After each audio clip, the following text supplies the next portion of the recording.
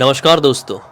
आज से कुछ साल पहले पिंटू नाम के लड़के के साथ नीमगंज नाम के गांव में एक ऐसी दिल दहला देने वाली भूतिया घटना घट गई कि आप लोग बोलेंगे कि फिर से नीमगंज। क्योंकि भाई नीमगंज मैं आपको पहले भी कई वीडियोस में बताया हूँ, एक नॉर्मल जगह नहीं है। एक ऐसी जगह है जहाँ पर सैकड़ों आत्माओं का वास है। 2 4 10 नहीं, सैकड़ों। जी हाँ, आइए जिया की जुबानी जानते हैं कि क्या एक नई घटना घट गई वहां पर कि आज का ये ब्लडी वाइब्स का खौफनाक एपिसोड बन रहा है। ये जो घटना घटी पिंटू नाम के लड़के के साथ घटी थी आज से कुछ साल पहले, एक मंदिर की वजह से। बोलते हैं ना कि मंदिर इतनी पवित्र जगह होती है, वहाँ पे लोग की इतनी आस्था जुड़ी रहती है, लोग वहाँ पर अपने मन को शांत करने के लिए जाते हैं। लेकिन अगर बहुत सालों तक किसी मंदिर में पूजा पाठ ना हो और वहाँ की हिस्ट्री खराब हो तो कोई मंदिर भी भूतिया हो सकता है। जैसा कि इस केस में इस गांव का मंदिर भूतिया था। उस मंदिर के पास एक बार शाम का टाइम हो गया तो आसपास भी कोई भी इंसान भटकता नहीं था। आसपास भी बिल्कुल भी ऐसे देखने के लिए, झांकने के लिए भी नहीं जाता था कि यहाँ पे कोई मंदिर है, कोई नहीं जाता था। लेकिन जो पिंटू नाम का लड़का था, एक दिन की बात है, आज से लगभग 8 9 साल पहले की बात होगी। बारिश की रात थी, बहुत तेज तेज बारिश हो रही थी, पीट पीट के बारिश हो रही थी। ऐसा लग रहा था कि आज के अलावा कभी ज़िंदगी में बारिश होगी ही नहीं। ऐसा लग रहा था कि पूरा का पूरा नीमगंज गांव आज बारिश में बह जाएगा, बारिश में डूब के ख़त्म हो जाएगा। इतनी ज़्यादा बारिश हो रही है। पूरे गांव वाले लोग भगवान भगवान भगवान कर रहे हैं, राम राम कर रहे हैं कि बस हम कैसे तैसे बच जाए, हमारा गांव बच जाए। इतनी बारिश क्यों हो रही है? बारिश का मौसम था लेकिन इतनी भी ज़्यादा बारिश होना, बिल्कुल बादल फट गए, इतनी आवाज़ हो के बारिश हो रही है। गांव वाले, आस पड़ोस वाले सब लगभग ऊंची जगह पे ही थे। जो जिनका घर मान लो एकदम नीचे साइड है, वो लोग भी जिनका घर ऊंचा साइड है वहाँ पर जाकर स्टे कर रहे थे कि अगर बाई चांस हमारा घर डूबता है तो इम्पोर्टेंट चीज़ें यहाँ से लेके हम पहले ही से दूर हो जाते हैं कि हम ना डूबें। क्योंकि अचानक से बाढ़ आता है तो कि पानी भर गया और अचानक डूब गए, अटक गए तो क्या करेगा? और इतने छोटे मोटे गांव में कोई इतनी जल्दी बचाने वाले लोग भी नहीं पहुंच पाते हैं। तो सब लोग ऐसे ही एक दूसरे की मदद कर रहे थे। ऊंचा जिनका घर था उनके घर पे बैठे हुए हैं। आज की रात इतनी भयानक, इतनी दर्दनाक तो थी ही पूरे गांव वालों के लिए। जो ये पिंटू है, इसकी एक बहन थी, बड़ी बहन, जिसकी शादी कुछ महीनों में ही होने वाली थी। उस बहन की तबीयत अचानक से ख़राब हो गई थी। अचानक से कुछ दिनों से तबीयत ख़राब थी उसकी, लेकिन आज रात इतनी तेज़ तेज़ बारिश हो रही थी और आज रात ही उसको इतना फीवर आ गया, इतना फीवर आ गया, उसका पूरा शरीर मानो जल रहा है, आग की तरह जल रहा है। आस पड़ोस के लोग, घर वाले लोग सब उसको पट्टी रख रहे हैं पानी वाली, उसको ठीक करने की कोशिश कर रहे हैं। जो भी घरेलू उपचार है, जो भी उनके पास दवाई है, सब खिला के उसको ठीक करने की कोशिश कर रहे हैं। लेकिन पिंटू की बहन का जो हालत है उसमें बिल्कुल भी सुधार नहीं आ रहा है। उसकी हालत और ख़राब होती जा रही है। उसकी आँख वाँख तक पलट जाती है, इतना उसको बुखार सिर पे चढ़ जाता है। उसका दिमाग काम करना बंद कर दिया, आवाज़ वाज निकलनी उसके मुंह से बंद हो गई। अब पिंटू घबरा गया, रोने लगा। उसकी इकलौती बहन थी, कुछ महीने में शादी होने वाली थी। बोलता है कि मैं क्या करूं, कौन से डॉक्टर को लेके आऊं, क्या करूं, इतनी ज़ोर से बारिश में कहाँ जाएं, कुछ समझ में नहीं आ रहा है। तो पिंटू का एक दोस्त है रवि नाम का, वो बोलता है कि यार मैं चलता हूँ, हमारे गाँव के बाहर जो एक डॉक्टर है उनको हम बुला के ला सकते हैं, उनसे रिक्वेस्ट करेंगे, उनके पैर हाथ जोड़ लेंगे, बोल देंगे कि आ जाओ, देख लो, ट्रीटमेंट कर दो, और हम दोनों ही जा सकते हैं, बाकी कोई नहीं जाएगा, बारिश बहुत तेज़ है। तो रवि और पिंटू दोनों डिसाइड करते हैं और घर वालों से बोलते हैं। लेकिन घर वाले बिल्कुल अलाउ नहीं कर रहे हैं। बोल रहे हैं कि बारिश इतनी तेज़ है, बाई चांस बाढ़ आया होगा तो तुम लोग डूब भी सकते हो, और इस वक्त पे गांव से बाहर निकलना इतने रात के टाइम में सही नहीं रहेगा। लेकिन ये दोनों बिल्कुल नहीं मानते हैं। बोलते हैं कि नहीं, दीदी को कुछ हो जाए हम अपने आप को माफ़ नहीं कर पाएंगे। डूब जाएंगे ना, कोई बात नहीं, वैसे भी वो भी मर जाएगी, हम भी मर जाएंगे, क्या ही हो जाएगा, क्या हो जाएगा, उसमें क्या कर सकते हैं। हम जा रहे हैं डॉक्टर को बुलाने के लिए। पिंटू और रवि दोनों निकल गए हैं अपने घर से। अपना जो इनका मेन रोड था, रोड जा रहे हैं ये लोग। चारों तरफ खेत वाले एरिया में पानी लग गया है। बहुत सारे लोगों का घर डूबने जैसा होगा, इतना इतना पानी लग गया है। उनके यहाँ तक पानी लगा हुआ है पूरा। ये लोग चलते चलते चलते चलते काफ़ी आगे पहुँच जाते हैं। काफ़ी आगे निकलने के बाद क्या देखते हैं कि जिस रोड से, जिस रास्ते से हम लोग जाने वाले हैं, वो रास्ता पूरी तरह से डूबा हुआ है। हम्म। उधर जितने भी घर दिखाई दे रहे हैं वो घर का ऊपरी हिस्सा इतना इतना ही दिखाई दे रहा होगा, अच्छा। पूरी तरह से डूब गया है। हम्म। अब हो गई इनको टेंशन कि हम जाए तो जाए कैसे। हम्म। इकलौता रोड, और ये रोड बंद पड़ गया है, या बोलो डूब गया है इस पानी बारिश की वजह से। तो रवि पिंटू ऐसा देखते हैं और देख के अब हताश हो जाते हैं।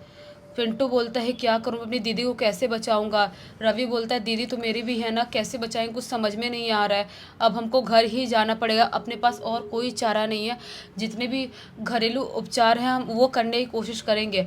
डॉक्टर को हम बुला के नहीं ला पाएंगे, और डॉक्टर को कैसे लाएंगे, अपनी गाड़ी से भी कैसे आएगा इस पानी में, इस बाढ़ में।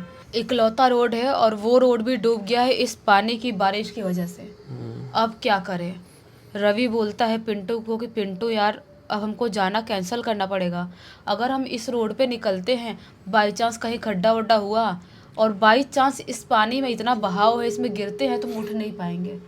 कितनी भी स्विमिंग आने वाले लोग बाढ़ में ऐसे ही बह जाते हैं। बोलता है पिंटू कि क्या करें यार, समझ में नहीं आ रहा है। रवि भी बोलता है समझ में नहीं आ रहा है। तो बेचारे ऐसा ही सोच के यहाँ से वापस लौटने लगते हैं वो बाढ़ वाले इलाके से।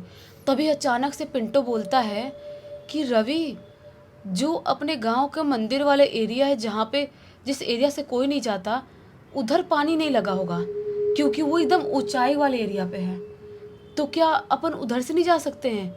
भले ही हम नहीं जाते हैं, गांव वाले कोई भी लोग नहीं जाते हैं उस रोड से, उस एरिया से, लेकिन आज ज़रूरी है जाना। आर पार वाला सिचुएशन है, चल लेते हैं उस एरिया से और उस मंदिर के पीछे वाले रोड से, उधर पानी नहीं लगा होगा। तो रवि बोलता है पिंटू पागल हो गया है क्या? नहीं नहीं नहीं, उधर वाले एरिया से नहीं जा सकते, पागल है क्या, मैं नहीं जाऊँगा उधर से।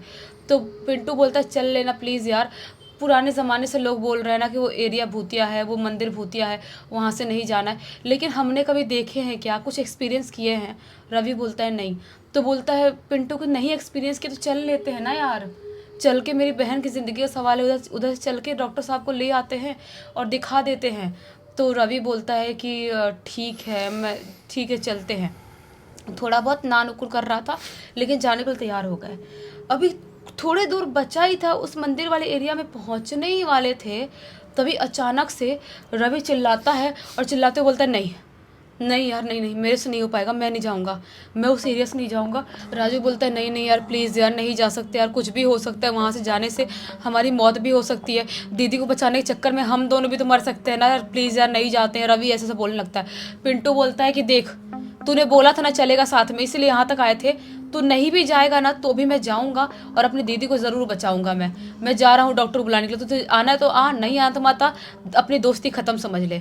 तो रवि बोलता है दोस्ती वोस्ती जिंदा रहूँगा तब रहेगी। वो भाग जाता है, सीधा भाग जाता है, बोलता है मैं नहीं आऊँगा।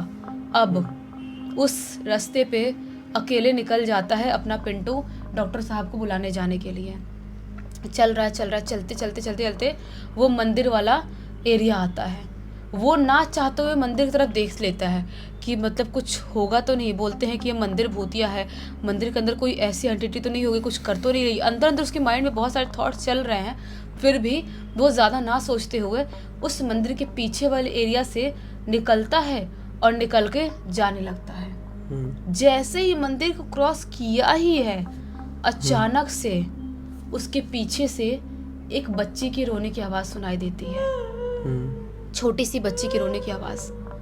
ये सोचता है कि क्या कोई बच्ची मुसीबत में तो नहीं है, और यहाँ पे बच्ची की रोने की आवाज़ कैसे सुनाई दे रही है, कोई बच्ची बाढ़ से बह के तो नहीं आ गई इधर। वो फटाक से पीछे मुड़ के देखता है, पीछे मुड़ के देखता है तो एक 7-8 साल की छोटी सी बच्ची उसे खड़ी हुई दिखाई देती है, जो बहुत ही बुरी तरह से रो रही थी, बहुत ही बुरी तरह से, एकदम बिलख के रो रही है। उस बच्ची से पिंटू बोलता है क्या हुआ बेटा, आप रो क्यों रहे हो और यहाँ पर अकेले क्या कर रहे हो, ये एरिया में आपको डर नहीं लग रहा है कि आप क्या बह के आ गए हो पानी से? बहुत सारे सवाल उस बच्ची से पूछ लेता है, लेकिन वो बच्ची ज़्यादा कुछ रिप्लाई ना करते हुए नॉन स्टॉप रो ही रही है। ये बोलता है बताओ बेटा आप कहाँ के रहने वाले, मैं आपको घर छोड़ दूंगा, बताओ तो सही। वो लड़की कुछ नहीं बोल रही है, बोलता है बेटा आप बताओगे नहीं तो मैं कैसे आपकी मदद करूँगा। तो वो लड़की बोलती है भैया उधर आगे मेरा घर है, मैं अपने घर से यहाँ पर अकेले आई थी और उसके बाद मैं यहाँ से जा नहीं पा रही हूँ, मुझे बहुत डर लग रहा है, मेरे घर मुझे छोड़ दो। ये बोलता है कहाँ घर है तुम्हारा? बोलती है थोड़ी दूर उधर आगे, जिधर आप जा रहे हो। तो वो बोलता है ठीक है मैं छोड़ दूंगा, टेंशन मत लो तुम। बोलती है भैया मैं चल नहीं पा रही हूँ, मेरे पैर में बहुत दर्द हो रहा है भैया, बहुत दर्द हो रहा है। बोलता है क्या क्या हुआ पैर में, दिखाओ। तो पैर देखता है तो उसके पूरे पैर से खून ही खून निकल रहा है, उसके पैर में इतना चोट लगा हुआ है।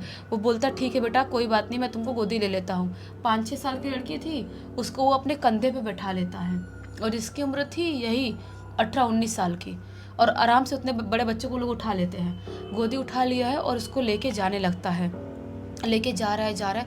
थोड़ी दूर जाते जाते अचानक से उसे ऐसा महसूस होता है कि वो लड़की ना बहुत भारी हो गई है।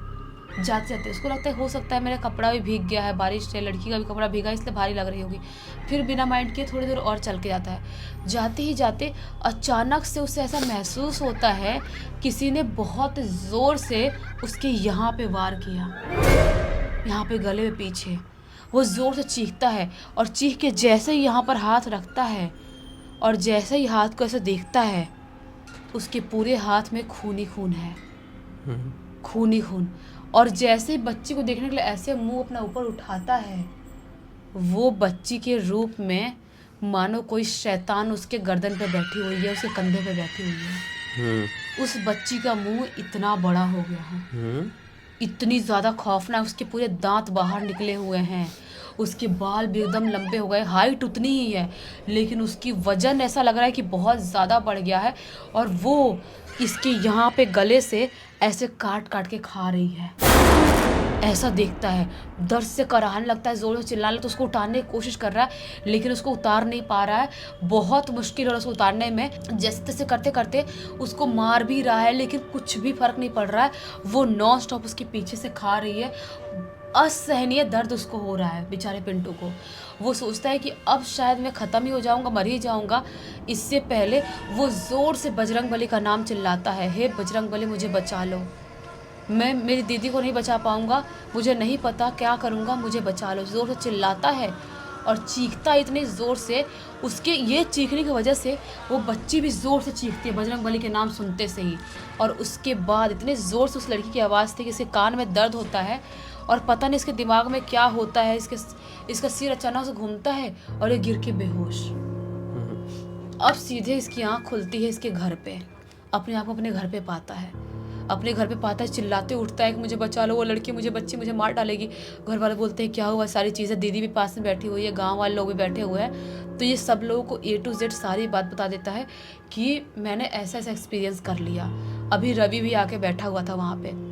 तो गांव वाले लोग बोलते हैं इसीलिए हमारे यहाँ से कोई भी इवनिंग एक बार हो जाए, शाम का टाइम हो जाए, उस मंदिर वाले एरिया में उस मंदिर की तरफ से बिल्कुल गुजरने की कोशिश नहीं करता है, क्योंकि आज से बहुत साल पहले से वहाँ पे एक बच्ची की आत्मा घूम रही है जो आने जाने वाले लोगों को ऐसे ही खा जाती है और उन्हें मार डालती है। वो तो अच्छा है, भगवान की कृपा है, तुमने आखिरी वक्त पे भगवान का, ऊपर वाले का, बजरंगबली का नाम लिया, जो बच गए, वरना नहीं बच पाते। ये तो बहुत अच्छा हुआ कि सही समय पर इन लोगों का दिमाग काम कर गया और बजरंगबली के नाम की सहायता ले लिए, वरना ऐसी सिचुएशंस में बहुत सारे लोग ब्लैंक हो जाते हैं और उनको समझ में नहीं आता है कि क्या करें क्या नहीं। बजरंगबली की भी एक कहानी है जिससे ये समझ में आ सकता है आपको कि क्यों उनका नाम लेने से भूत प्रेत वापस भाग जाते हैं। अगर आप लोग उस कहानी को, उस घटना को जानना चाहते हैं तो कमेंट सेक्शन में बताइए, मैं ब्लडी सत्य में वो पूरी कहानी लेकर आऊँगा।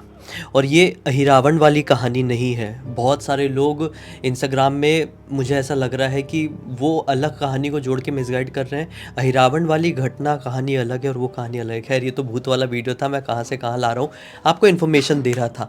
बाकी इसका अंत भला तो सब भला। वैसे इस पूरी घटना की जानकारी किसके थ्रू मिली है? ये पूरी घटना की जानकारी पिंटू ने ही लिख के भेजा है। चलो अच्छा हुआ पिंटू ने ये जानकारी दिया, एक मनोरंजन मिला, एक बहुत अच्छी सीख मिली।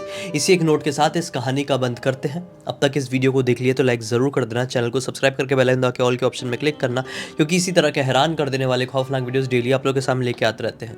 इंस्टाग्राम की लिंक इस वीडियो के डिस्क्रिप्शन बॉक्स में मिल जाएगी, क्लिक करके डायरेक्टली वहाँ पर पहुँच जाना। और इसी तरह की कोई भी कहानी, टॉपिक या जानकारी आप लोगों के पास भी है तो लिख भेजना, हो सकता है हमारा अगला वीडियो कल आपके हिसाब से बन रहा हो। तो चलिए कल फिर से मिलते हैं, तब तक के लिए बहुत बहुत धन्यवाद। आपका दिन शुभ हो।